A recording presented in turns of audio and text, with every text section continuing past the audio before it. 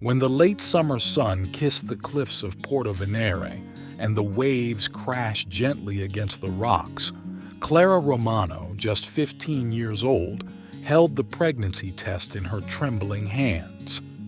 2 pink lines. The test was positive. Her world stopped in that moment, as if the entire bay had held its breath with her. Clara was the daughter every parent would have wanted, good at school, kind and respectful. Her parents, Vittorio and Elena Romano, were among the most respected in the town. Vittorio was a notary, well known throughout the province, and Elena was a pharmacist, a kind person and loved by all. They had big dreams for Clara, dreams that this tiny test now seemed to be mercilessly shattering. Before continuing, subscribe to our channel and activate the bell so you don't miss any of our stories. With a heavy heart and the test still in her hand, Clara went down the stairs of their house overlooking the sea. Her parents were in the kitchen, immersed in their usual routine. "Mom? Dad?" Her voice was shaking. When she finally found the courage to speak, the silence that followed was devastating. "How could you, Clara?" Elena whispered, her face transfigured by shock.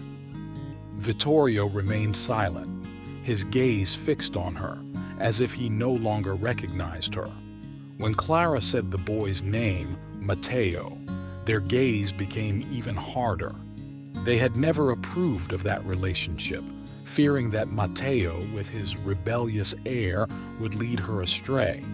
His family had never been considered up to their standards. There were no caresses or words of comfort, only anger, only shame.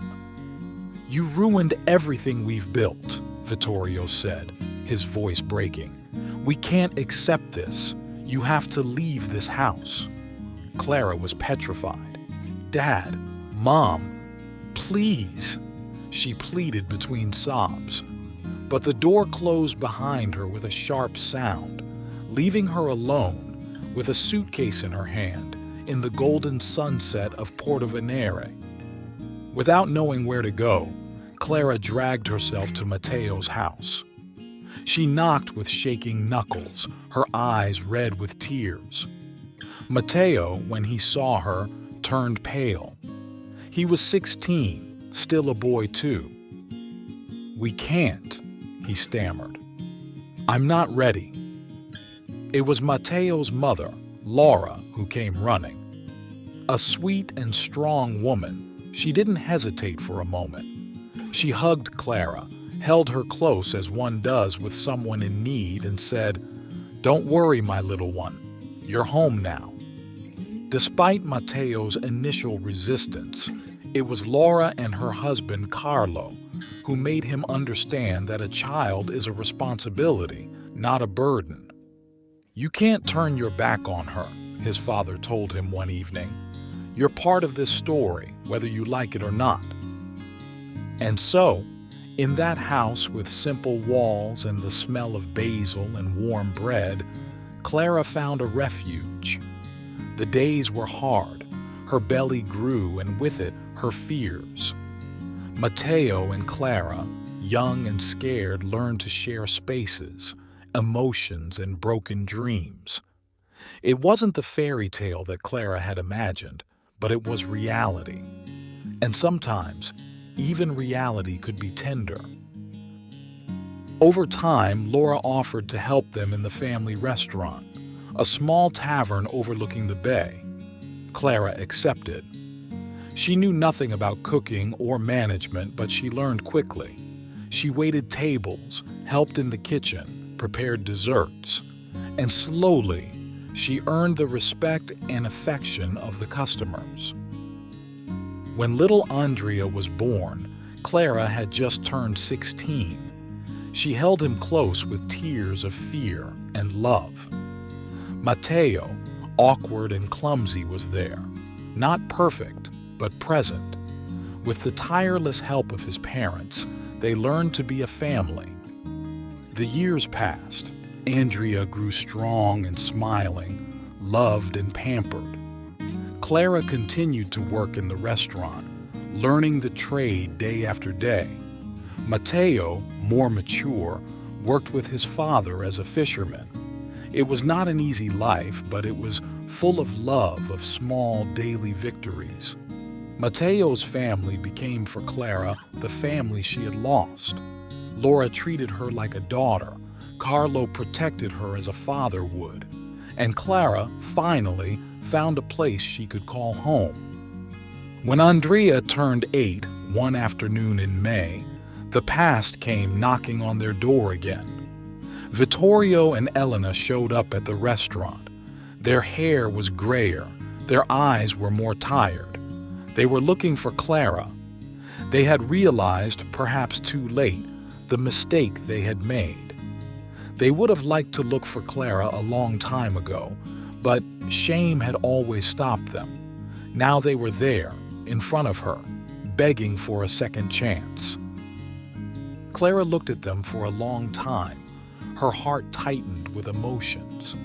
She was the daughter they had chased away, the lonely girl they had left at the mercy of the world.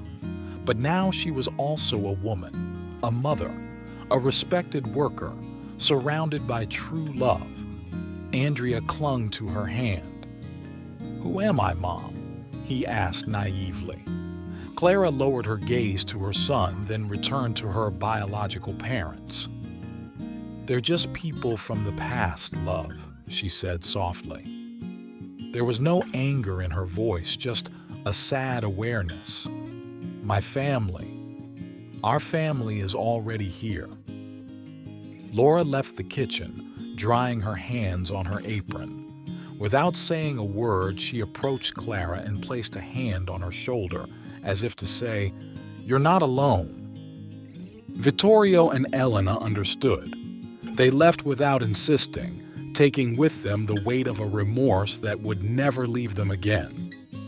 That evening, Clara watched Matteo as he helped Andrea finish his homework. Laura was preparing the sauce in the kitchen, and Carlo was setting up the tables for the evening service. It was a simple, almost banal scene, but for Clara, it was everything. She had lost a lot, it was true, but she had gained more. She had built, with effort and love, a family that had chosen her and loved her unconditionally. She had learned that family is not always the one that gives you life. Sometimes, it is the one that picks you up when you fall and teaches you to fly again. Clara smiled, holding Andrea close. "We have everything we need, my little one," she whispered. Outside, the sun was slowly setting, painting the calm waters of Portovenere with gold and pink. And Clara understood, deep in her heart, that that sunset was not the end of her story. It was just a new, wonderful beginning. Did you like this story? Leave a comment below. Thanks for watching the video till the end, and see you next story.